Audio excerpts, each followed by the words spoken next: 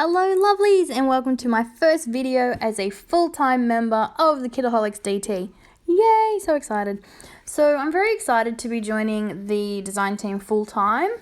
It's it's really exciting. I love the kits. Steph always does such a great job putting the kits together, and I'm really excited to be back. So when I saw this paper, I wasn't sure how I was going to use it. I didn't think I could use it as a pattern paper, but then I thought, why don't I cut it out? So that's what I did, and you might be noticing that I'm using a straight line, like a straight edge ruler, to cut it out. Now, I'm not a fussy cutter. I'm a mixed media kind of person. Fussy cutting is not something I enjoy. When I looked at this, I thought it would look great being fussy cut, but then at the same time, I really didn't want to do that. So I thought it might still look really good by just cutting straight edges around it, so it would give me a bit of a blue, this navy blue border. And I thought that would work. Thankfully it did, because like I said, I'm not a fussy cutter. Even when I sent this to Steph, she said that she would have fussy cut around it more. It's just the thought of that gives me conniptions. I'm not a fussy cutter. I can in a pinch if, I think it would really look good, but literally looking at these alphas and the letters, no, those flowers and petals, there was no way I was going to fussy cut it. So this is my attempt at fussy cutting. This is me just cutting around them. I'm using scissors for the O because I can't cut a circle with my knife to save my life. But yeah, so this was my version of fussy cutting. I actually really like how this layout turned out.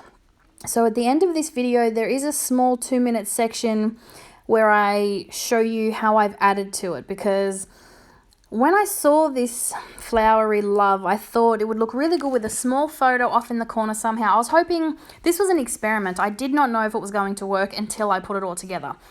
When I saw it, I thought maybe I could squish them together a bit more so I could mat a photo and put a photo with a little cluster around it off to the side. That's exactly what I was able to do. I was really happy I was able to do that. But in saying that, when I finished this layout, it just didn't look quite right. It turns out it was too white. That was my problem. Like I said, am a mixed media person. So trying to do fussy cutting floral clusters was different for me, but then also not having any mixed media on it as well. And that was really where I was getting stuck, and where I really did not like it. It was too white. It was too stark. I couldn't handle it. But I didn't film where I attempted to fix it. So I explain what I've done at the end of the video. So you'll see what I mean. So I am gluing the letters down, but two of the letters out of 4 I wanted to bump up to give this layout some dimension. I didn't just want to stick these letters down and just be completely flat. I did want some dimension, but I didn't want dimension on all of them. So I was going to put the L and the V and pop them up. And as you can see, I've tucked the other alphas underneath, but then it was all one-sided, so I thought I'd do that with the L and the E. So then it's sort of on the diagonal and not one side heavy, if that makes sense. So to do that, I had to adhere my photo down first because my photo was going to go behind my E. So I've basically just used some offcuts of foam.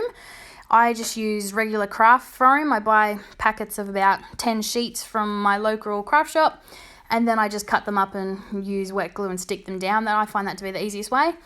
And then I've adhered it all to my background. Then I've grabbed a black pen. Granted, my black pen is kind of on the way out, and for some reason all my pens are disappearing. And I'm just going around the letters just to give them a bit of an edge, a bit of definition, so that they'll pop off this background more. I just wanted to have something there so you could see the edge. It's always good to outline things if you just want to make them pop a little more. So then this is where I'm really going out of my comfort zone. I have predominantly boys in my family. Used to be a girl-based family, me and my 3 sisters, my mum, my nan. Then we all partnered up, and then we had kids and we had boys. So the boys are outnumbering us, and I tend to scrap the boys a lot. Obviously, I have 2 boys. Okay, this picture here is my niece. She was the first girl born into our family in a long time. So this is where I finally get to do all those girly, florally type layouts. It is difficult for me sometimes because obviously I tend to scrap boy layouts. But every now and then, you know, I try and get out of my comfort zone and I try and do something really, really floral based. And that's what I'm doing. This packet that came in the kit that's full of flowers, I thought this was going to be perfect for this layout. And it was. I'll be surprised if I manage to use these flowers again. So that will be my challenge for the month, to use these flowers in another project. So I knew I wanted to get big clusters everywhere. So I've put a cluster, bumped it up on the E so it's got some dimension around my photo. And then I thought I might tuck in little clusters in my alphas as well, because then it sort of goes with the florals that are already on them. And yeah, so I was really happy with how that worked out. I had this idea in my head when I saw this pattern paper and these flowers, and you know, it worked. For the first time ever, I actually have what was in my head on the paper, but then it didn't look right to me and I couldn't figure out what it was. With some guidance from our lovely leader, I figured it out. It was the fact that it was too white. It wasn't me. There's no mixed media, which made it not me. Once I add the mixed media into the background, it completely changes the layout, and you'll see why it was definitely what this layout needed. But honestly, I was really proud of myself for using all these pretty flowers and tucking them in and doing the fussy cutting, and it was good to try something new, to not follow the same formula that I have all the time, and, you know, get a different type of layout in my albums. Now, this is the extra part of the video that's going to explain what I did. So I just wanted to quickly explain. I didn't record this part because it was a whim and I wasn't sure if it was going to work. When I finished the layout, it was too white. I don't do white. I struggle with it. I'm a mixed media person. I really struggled. So I thought, as an experiment, I would try and add some colour to the background, even though I'd already stuck everything down. And it actually worked really well. I really like how it ended up, so I'm much happier with this now, but I thought I'd quickly show you how I did it. Now, normally, what I would do, before I put everything down, I'd do my background.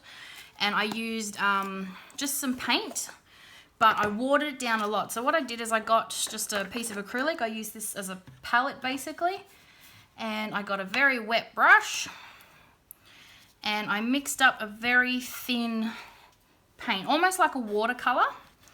And that's how, as you can see, it's very thick and it's not quite the same. So all I did was I just added more water. So where's my water here? So I just added more water to it to make it very flowy, and then I've just, you know, moved it around, and that gave me the purple in the background. So that's all I did. Now, normally what I would have done before I started is I would have done something like this, and that would have given me my purple background. But because I didn't do that, I had to do this around my cutout letters. So what I did is I used the palette and then just quickly, you know, moved it around, used lots of water to get it very flowy, and then that's how I was able to get my color behind my letters and make it look like it was there first. So yeah, lesson learned. Normally I would do this first. This is always my first layer, but I wanted to try and do a white background with fussy cut and flowers, which is not usually my style, but it was too white. It didn't look right. It didn't look finished. So I went and did the purple around all my letters and my pictures using this technique after I was done. So I just thought I'd share that with you, because obviously the picture is going to look very different to what the video shows. So that's what I did, and then I just used some of my gold spray and then just filled it in. And that was how I managed to get my background. Now, having the purple on the back definitely makes everything else pop, so I'm really, really happy that I did that. So I just wanted to show you how I did that, because that wasn't included in the video. So, thanks for watching. Bye for now.